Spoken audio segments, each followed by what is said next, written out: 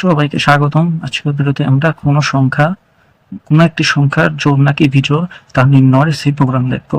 তো চলুন শুরু করা যাক। সর্বপ্রথম আমরা লিখবো হ্যাশট্যাগ ইনক্লুড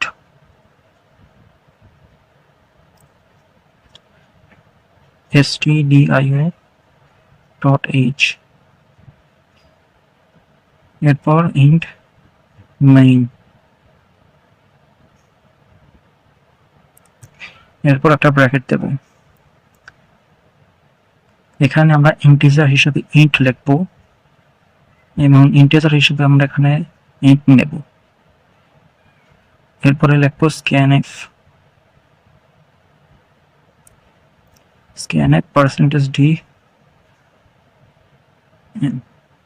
scanf এর মাধ্যমে আমরা n এর মান ইউজার থেকে নেব। এরপরে আমরা শর্ত দেব if n কে যদি আমরা 2 দ্বারা ভাগ করি এবং ভাগশেষ যদি 0 হয় তাহলে প্রিন্ট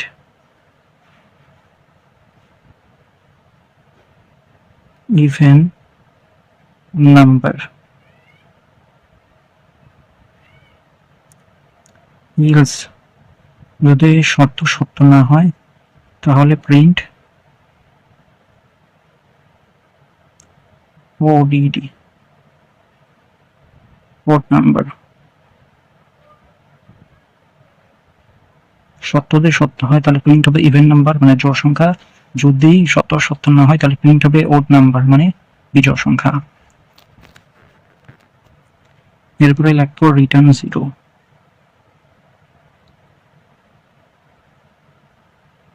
এরপরে ব্র্যাকেটটাকে ক্লোজ করে দেব।